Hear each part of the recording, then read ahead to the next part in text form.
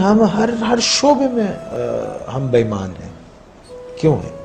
تعلیم کا شعبہ، اس میں سفارش اور سیاست ہے، سیاست کے اندر سیاست ہے، اور رشوت ہم لیتے ہیں، بےایمانی ہم کرتے ہیں، جھوٹ ہم بولتے ہیں، دوسروں کو تکلیف ہم دیتے ہیں، دوسروں کے مالوں پہ قبضہ کر لیتے ہیں، یتیموں کا مال کھا جاتے ہیں، غریبوں کو تکلیف دیتے ہیں، مسکین مسافر محتاجوں کو ان کا حق نہیں دیتے، کسی کی مدد نہیں کرتے، اپنے لیے سب جمع کر کے رکھتے ہیں، اپنے سے آگے نہیں سوچتے.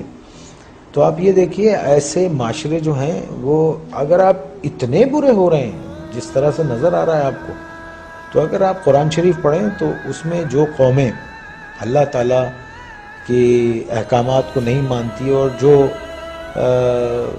ان سب چیزوں میں نافرمانی میں جب بہت آگے چلی جاتی ہے، تو اللہ نے کہا ہے میں ایسی قوم کو تباہ کر دیتا ہوں اور پھر ان کی جگہ دوسرے لوگ لے آتا ہوں. اللہ کہتا ہے کہ میرے لیے یہ کام کوئی مشکل نہیں ہے. تو جو لکھ پتی ہے وہ کروڑ پتی ہونا چاہتا ہے، جو کروڑ پتی ہے وہ اربوں پتی ہونا چاہتا ہے، جو اربوں پتی ہے وہ اس سے زیادہ پیسے والا ہونا. ایک آدمی جس کی تنخواہ 12,000 روپے مہینہ ہے، اس کے گھر کے اخراجات 80,000 روپے کے ہیں.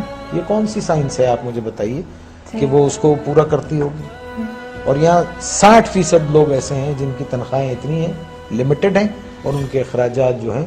تو پھر کیا کرتے ہیں آپ؟ شارٹ کٹس مارتے ہیں، شارٹ کٹس مارتے ہیں. اور ایک بات یاد رکھیے، دیکھیے اگر آپ نے اپنی اولاد کو حرام کھلایا نا، حرام، بےایمانی، چوری چکاری، ان سب چیزوں سے لوٹ کے یہ سب چیزوں سے کھلایا، تو وہ آپ کے پاس وہ سارا ویسے ہی نکل جائے گا. آپ دیکھیے کبھی جمع کر کے نہیں رکھ سکتا وہ.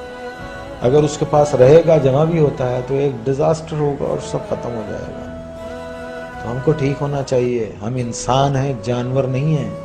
ہم کو صحیح ہونا چاہیے.